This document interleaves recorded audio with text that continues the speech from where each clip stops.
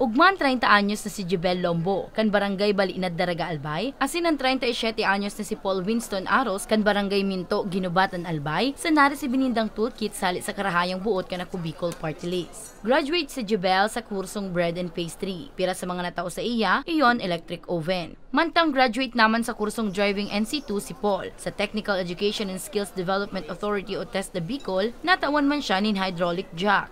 Para sa duwang dating scholars kan partido, dako lang tabang ang toolkits na nari si Bininda, hulit ang makakatabang ini para sa pagbabago kan estado kan sa indang buhay. Ginibuan pag-release kan toolkits kasudma sa Daraga Albay, parte sa toolkits distribution sa Training for Work Scholarship Program kan ako Bicol Party List. Siyempre, masaya po ako kasi unang-una matatanggap na namin yung toolkit na inantay namin for almost 2 years. So, yung toolkit na magagamit po, yung toolkit na marireceive po namin is magagamit ko po siya as sideline, especially po ngayon na incoming New Year. So, big thanks po sa bumubuo ng mga programa na to, sa Ako Bicol, sa TESDA, and also sa DHRDC po na kung saan kaming school nag-aral. Nagpapasalamat po kami ngayon sa TESDA dahil nakuha po namin ngayon toolkit na pigaalat namon na haloy-haloy na at ngunyan nagdumating na.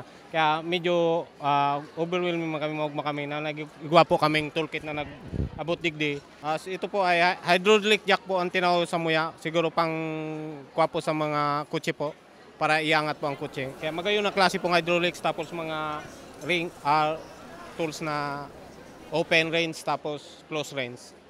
Ginibuan pag-release kan toolkits kasudma sa Daraga Albay, parte sa toolkits distribution sa Training for Work Scholarship Program kan ako Bicol Party List. Objective po nito is pagkatapos ng training, magkaroon sila ng sarili nilang maliit na negosyo. So kaya po ngayon, nagbigay tayo ng toolkit kasama po of course yung TESDA para yung nirelease ngayon ng mga toolkit, magamit nilang part ng munting puhunan nila para makapagsimula sila ng maliit na negosyo.